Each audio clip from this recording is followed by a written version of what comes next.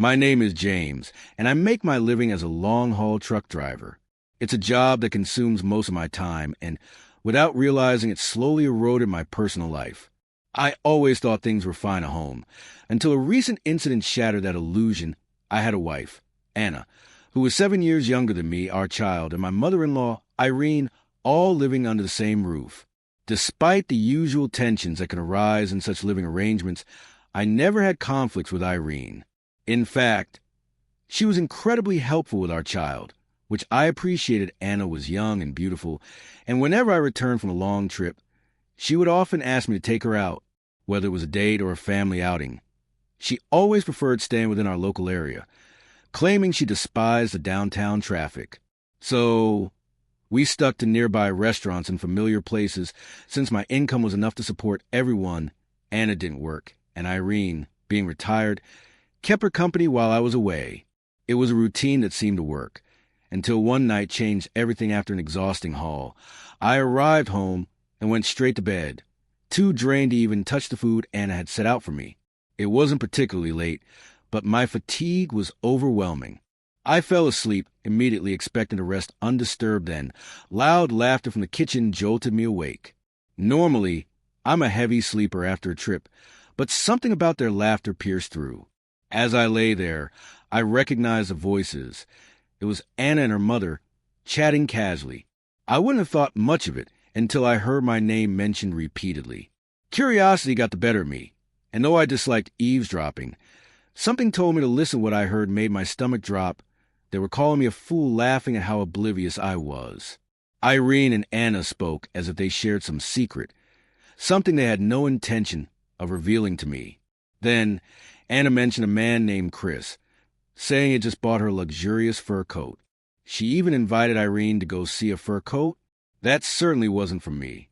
There was only one explanation: another man. But what baffled me more was Irene's role in all this.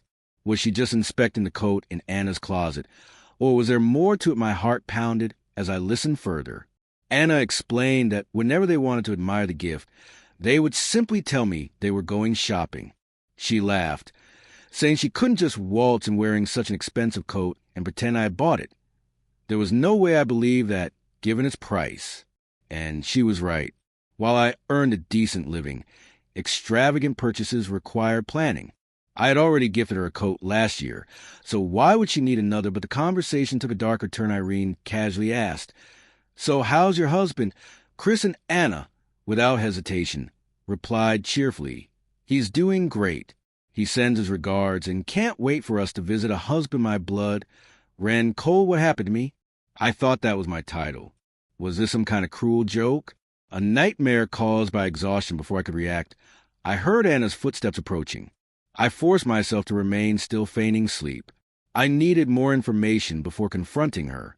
At that moment, a plan formed in my mind. The next time they went to see this so-called husband, I would follow them the next morning. I told Anna that I planned to sleep the entire day to recover from my trip. She didn't question it. It was a common routine for me after long hauls, but today I had something entirely different in mind. Sure enough, after a few hours, Anna and her mother left the house in our family car. I had a taxi waiting nearby, quickly got in, and instructed the driver to follow them at a safe distance. He gave me a knowing glance before smoothly tailing their vehicle across town until they arrived at a large house. I watched as they entered the property, then pulled out my phone and called Anna. "Where are you right now?" I asked. She responded calmly, "Oh, I'm at the mall shopping." Her blatant lie ignited my anger, so I told her in no uncertain terms that if she didn't open the gate for me, I'd climb over the fence. And let's just say I made it clear that whoever was inside wouldn't like what happened next. She hung up abruptly, but within a minute, the gate swung open after paying the cabbie. I walked to find Anna already in tears, desperately tried to explain herself, while Irene casually made her way to the kitchen as if she owned the place. I grabbed Anna firmly by the shoulders, gave her a light shake to snap her out of her hysteria, and demanded the truth. Once she composed herself, she confessed everything. She had met a wealthy man named Chris a couple years ago. Since he traveled internationally, just like I did, she managed to juggle both of us, carefully aligning our schedules to maintain her double life. Her mother, Irene, had been in on it from the start. Helping her orchestrate the deception, Anna insisted she never intended to leave me, claiming she simply wanted the thrill of this secret affair while keeping our child in a stable home.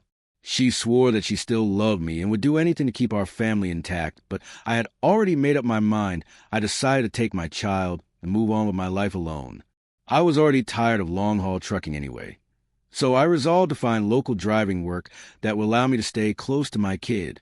I told Anna she was free to keep her other man, but if she wanted me to keep quiet about her deceit, she would have to agree to full custody in my favor. She didn't argue when I asked her outright why she referred to Chris as her husband. The truth was even more shocking. Anna had legally married him using a new identity.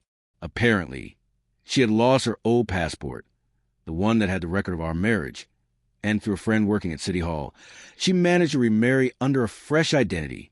I still can't wrap my head around how she pulled it off, but she clearly knew how to work the system to her advantage in the end. I gained full custody of our child, and since then my life has been much better. No more endless road trips, no more deception. I kept my word and never told Chris about Anna's double marriage. From what I've heard, he wasn't exactly faithful himself. So in a way, they deserved each other. Anna still comes around sometimes to visit our kid. I never had the heart to completely shut her out, maybe out of some lingering sense of decency. But about 6 months after our divorce, her relationship with Chris fell apart too. Turns out, one man wasn't enough for her. While Chris was away, she brought another guy into their fancy house. Nosy neighbors eventually informed Chris, and instead of confronting her, he simply kicked her out and reclaimed everything he had given her one night. She showed up at my door, hoping to stay over. But I wasn't about to let her back into my life.